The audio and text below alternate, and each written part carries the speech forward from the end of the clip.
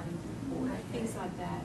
So, because it's not obvious when you're attending. A lot of males will just go and say, I did all this. You know, because, exactly. Apologies to all the males in the room. Oh, good. Because it's part of a team of 8 people, and you've done, say, all the data. And that's a lot of words as well when you sort of hear you've done as a team. But I think as an education-focused person, you will always work in teams. And that's part of the game. And so I don't think it's a big issue.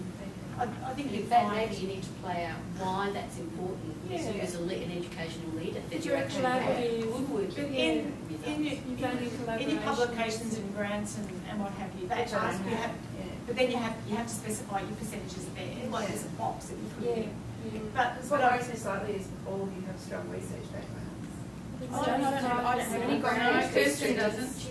She said she had one pedagogy paper. One pedagogy paper and just no grants, but very strong completion record. That was my research, and some decent publications in this area. Education staff like myself don't have that research side. So we are look at your strengths. In other words, all these people have got slightly different strengths. You know, there is something hopefully in the scope of what you do. Yes. You won't have everything, you know. I just think it's interesting that, you know, when opposites of first year, we've had this position first year of promotion, but all of you have what I would consider for an education focused sector very strong research backgrounds. Well, so I'm sure your my percentage of class, research was well above 5%. Yes, when I went to see the Dean, he said we've only got 2 HDR completions, so I had to explain that I've got my PhD 5 years ago and I haven't had the opportunity, but I'm now supervising some PhDs and things like that. So anything like that, you explain it.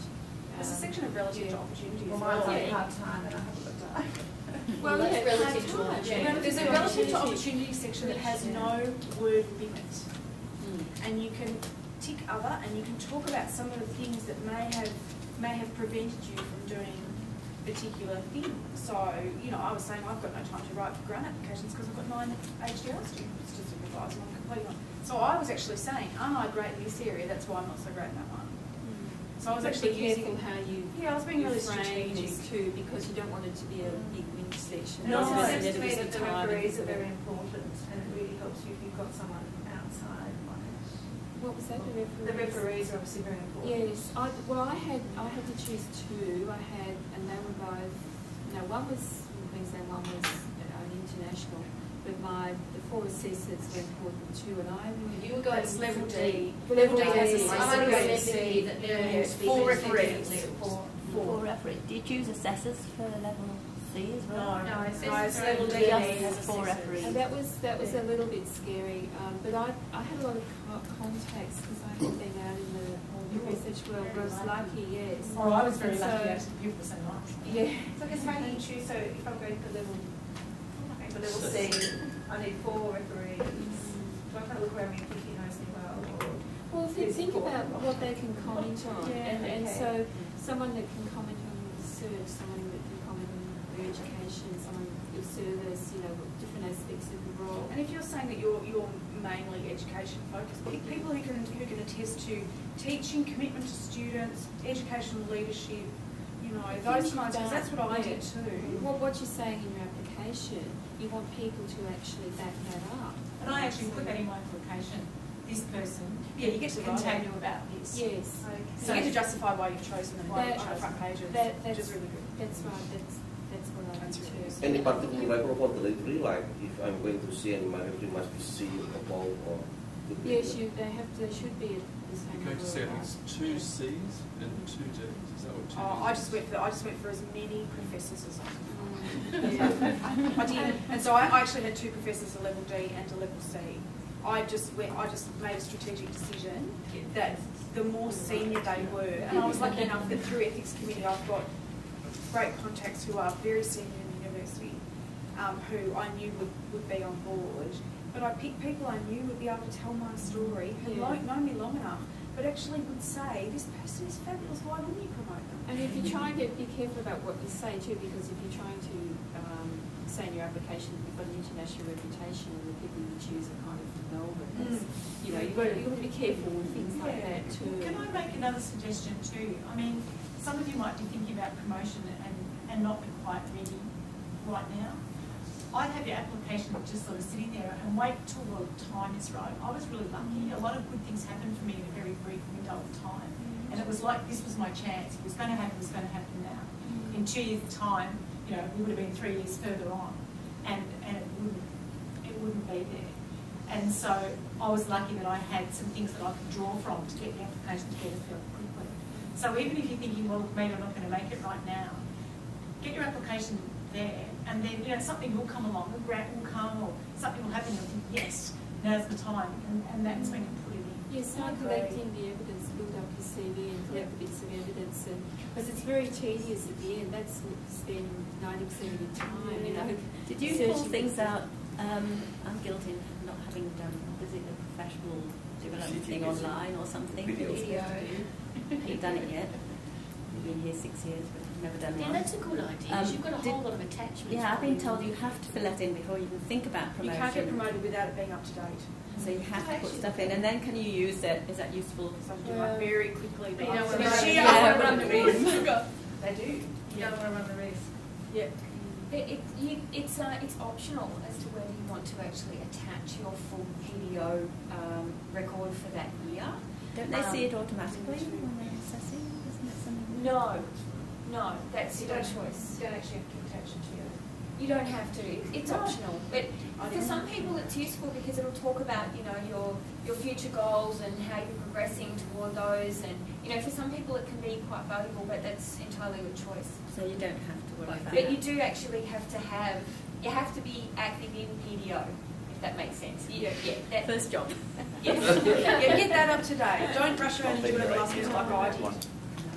I just asked about the, sorry, No, go. the success rates with part-time staff getting promotion. I haven't got statistics on that, but there is this section which is mentioned before about relative to opportunity, and you'll hear a lot about that in particular the women's information session, which focuses a lot on the relative to opportunity examples and useful materials.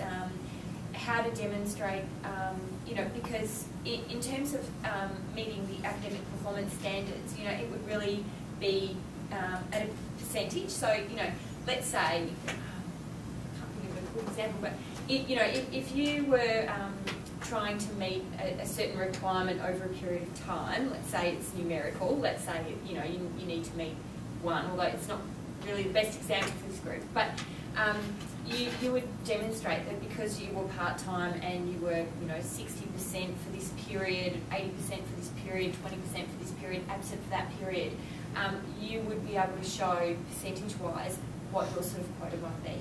Does that make sense? So, it's not a great example, but...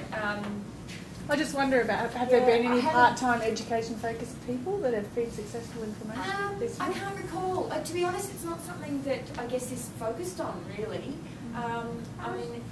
When you sat in on the selection panels, do they actually discuss that section? Yeah, absolutely. Okay. Yeah. It's kind of down the bottom. I kind of wonder how you can highlight it at the top so they know when they're reading that you're part-time relative to the other. You just check a box on the front. Okay, so it is on the front. Okay. Yeah, if you say you filled out the personal circumstances, you just check a box. Yeah.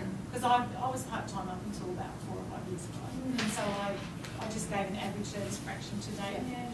It's this much. Actually, the other thing I wasn't sure was how far back to go. I mean, To your last promotion. Yeah, last promotion. what if you've never applied? You go back to when you joined the uni. Yeah, why not? Yes. Yeah. I kind of, I had some good things that happened to me just before my last promotion.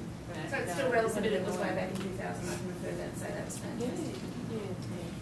Generally, the rule in promotion is that you would reference, your case would be from your last promotion or joining Monash. But if, you know, there would be a lot of people who join Monash at the same level, so they can refer as well to that period at the same level.